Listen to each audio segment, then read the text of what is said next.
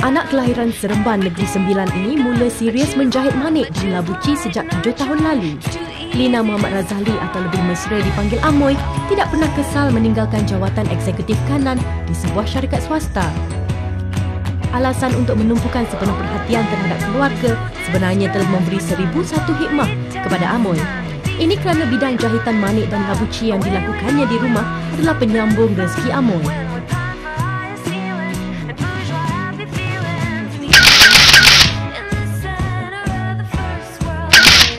Sebenarnya sebelum ni memang bekerja, tetapi oleh kerana memang dalam ahli keluarga, ayah dan arwah mak dulu memang orang kata jenis orang yang berniaga. Lama-kelamaan minat untuk orang kata berniaga tu timbul, dan akhirnya saya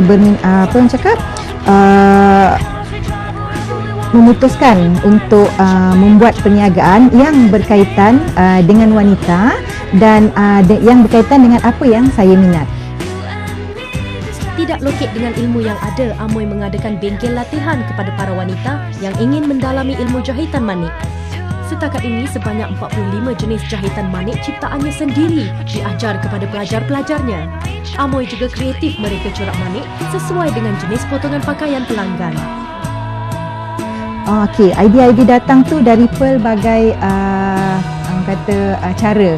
Kadang-kadang kita lihat corak pada fabrik ataupun kadang-kadang idea tu datang apabila kita melihat lakaran pada baju. Contohnya kadang-kadang pada baju batik diorang dah siap buat cantik-cantik. Jadi kita mungkin ikut lakaran tersebut ataupun kita buat manik yang bersesuaian dengan lakaran tu. Berbekalkan modal RM3,000, Amoy membeli peralatan menjahit manik. Menurut Amoy, dia lebih gemar menggunakan manik dari negara Jepun yang lebih berkualiti. Menurut ibu kepada 3 cahaya mata ini, keuntungan sebanyak RM10,000 sebulan daripada pekerjaan ini jauh melebihi pendapatan ketika makan gaji dahulu. Bagi mempromosikan perkhidmatannya secara meluas, Amoy mewujudkan website, blog dan foto pages.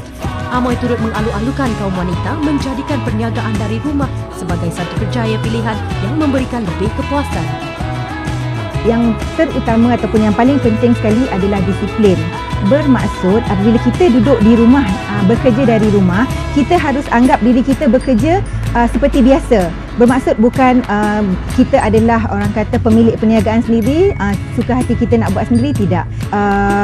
Kita perlu menumpukan sepenuh tenaga kita untuk perniagaan kita, tetapi pada masa yang sama tak abaikan anak-anak dan tanggungjawab kita di rumah.